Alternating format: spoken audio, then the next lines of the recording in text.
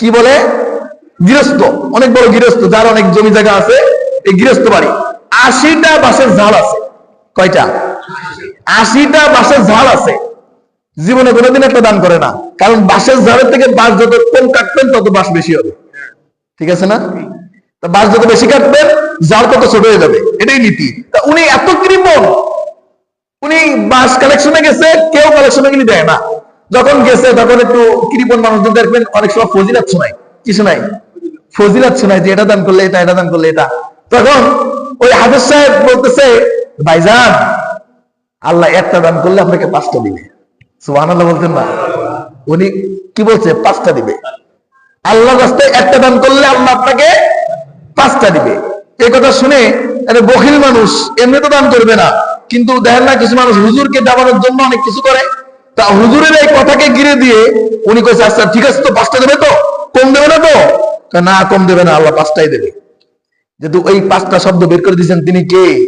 কে বের করে দিয়েছেন? আসছে কার জন্য? আল্লাহর জন্যই আসছে, আল্লাহর কোরআনের মাহফিলের জন্য।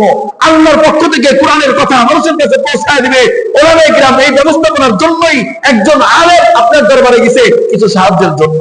আপনাদের থেকে যে সহযোগিতা নেওয়া হয়, এই কারণে আজকের কোরআনের বার্তা কথাগুলো, আল্লাহর কথাগুলো মানুষের দরবারে পৌঁছায় দেওয়ার জন্য কিছু আর্থিক সহযোগিতা নেওয়া হয়। আল্লাহর নামে ওয়াদা করে বললাম, আপনাদের একটা টাকাও বৃথা যাবে। সব পুঙ্খানুপুঙ্খানু সর্বনিম্ন 10 লেভেলে আপনাকে বুঝিয়ে শুনিয়ে দেওয়া হবে। ওই গৃহস্থকে তখন বলছে, আল্লাহ আপনি একটা দান করেন, আল্লাহ আপনাকে 5টা দান করবে। তখন ওই 80টা জালের ভিতরে একটা জালের মাত্র 3টা বাঁশ, আর বাঁশ হয় না। কি হয় না? বাঁশ হয় না। কৃপণ চিন্তা করলো, ঠিক আছে মোল্লা তোরে ধরবো, এবছর নিয়ে তো চলে যাবি না, সামনের বছর আবার আসবি, চল ঠিক আছে একটা দিলে যেন 5টা না দিলে তোর খবর আছে। তো হ্যাঁ দিব। গেছে ওই 3টার বসে, 3টার ঝাড়ে যায়, বলে এখান থেকে একটা কাট, চিকুন চিকুন একবার আঙ্গুলের মতো, বলে এখান থেকে একটা নিয়ে যা। এখন এমনি কৃপণ মানুষ দিতে চায় না, তারপরে যা দিছে আলহামদুলিল্লাহ, যা দিছে আলহামদুলিল্লাহ। একটা বাঁশ কেটে নিয়ে আসছে, আনার পর সামনের বছর যখন বাঁশের যে হয় কুড়া বলে আমাদের দিকে, আমাদের কি বলে? কুরুল। এই কুরুল হয়। আল্লাহর কি অশেষ রহমত, আল্লাহর কি অশেষ করুণা, দোস্ত চোখ থেকে পানি চলে আসে। পরের বছর ও দেখে যে ওই বাঁশের, ওই 2টা বাঁশ ছিল, 3টা বাঁশের থেকে একটা নিয়ে গেছে, ওই 2টা বাঁশের গুলা থেকে 5টা কোড়া জ্বালাইছে। সুবহানাল্লাহ। কিন্তু বিগত কয়েক বছর যাবত একটা কুড়াও জ্বালায় না, একটা কুরুলও হয় না, বাঁশ হয় না। হুজুরকে দাবানোর জন্য বা আল্লাহর কথা সঠিক আছে কিনা, হুজুরের মুখ থেকে যেটা আল্লাহ বের করে দিয়েছে এটা খাটে কিনা, এটা দেখার জন্য কৃপণ ব্যক্তি এই পরীক্ষা নিছে। পরের বছর ওই কৃপণ ব্যক্তি দেখে চোখ কপালে উঠে গেছে, বলে কি হুজুর তো 5টা বলে কিছু, 5টাই তো হয়েছে, একটা বেশিও হয় নাই কমও হয় নাই। ওই 5টা বাঁশ বড় হয়ে গেছে এবং মোটা মোটা হয়েছে। আগের 3টা তো ছিল আগুন আঙ্গুলের মতো চিকন চিকন, কিন্তু এই 5টা হয়েছে সুবরি গাছের মতো মোটা মোটা। যখন হয়েছে ওই লোকের মনে তো এই বিশ্বাস স্থাপন চলে আসছে, এই বিশ্বাস চলে আসছে না মালিক দেনেওয়ালা। দেনেওয়ালা কে? মালিক দেনেওয়ালা কিনা? অবশ্যই মালিক দেনেওয়ালা। শুধু আমার আপনার বিশ্বাসে ঘাটতি, আমার আপনার ইমানের কমজোরি, এই জন্য মালিককে এই সমস্ত সিফাতওয়ালা মনে আমরা করতে পারি না, শুধু একিন নাই। পরের বছর ঠিক ওই মাহফিলের সময় আবার ওই বাসায় ওই হাফিজ সাহেব কালেকশনে আসছে। কালেকশনে এসে গেটের ঘরের বাইরে গেটের সামনে যখন সালাম দিচ্ছে, আসসালামু আলাইকুম, যখন এই কথা বলছে, ওই লোক প্রস্তুত, মাহফিলের তো ঘোষণা হয়েছে, কালেকশনে অবশ্যই আসবে। সালাম দেওয়ার সঙ্গে বড় করে একটা সালাম দিচ্ছে, ওয়ালাইকুম আসসালাম বলে বলে একটু অপেক্ষা করেন, আসতেছি। দরজা খুলে কুড়াল একখান ঘাড়ে নিয়ে আসতেছে। ছাত্ররা দিকে দৌড় দিচ্ছে, ভাই হুজুর গত বছর কথা দিচ্ছিলেন একটা দিলে 5টা দেবে, বাস মনে হয় নাই, দৌড়ান। গত বছর বলে গেছেন একটা দিলে 5টা দেবে, কুড়াল নিয়ে বেরোবে, আজকে কুবাই মেরে ফেলবে, দৌড়ান, এখান থেকে পালান। ছাত্ররা দৌড় দিছে, হুজুরও এক পাও করে পিছাচ্ছে, কয় ভাই বাস লাগবে না,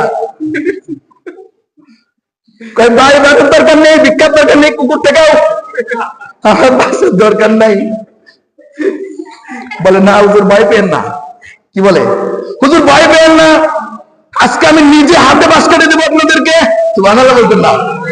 ভয় পেন না হুজুর, ভয় পেন না, আপনাদেরকে মারতে আসি নাই, আপনাদের উপরে চড়া হইতে আসে নাই, আমি নিজে চোখে আল্লাহর কুদরত দেখছি। সুবহানাল্লাহ বলতেন না? আমি নিজে চোখে আল্লাহর কুদরত দেখছি। আমার এই 3টা বাসওয়ালা ঝাল আজ 3-4 বছর যাবত তো কুল জ্বালাই না, কিন্তু আপনি যখন বলছেন একটা দিলে আল্লাহ 5টা দিবে, আমি আল্লাহর প্রতি এতটা বিশ্বাস আসছে, আপনি যদি ওই দিন 100 বলতেন আল্লাহ 100 ঝাল আমার এখানে দিত। আপনি যদি 100 বলতেন আল্লাহ এই বাস থেকে 100 করি আমাকে দাঁড়ায় দিত।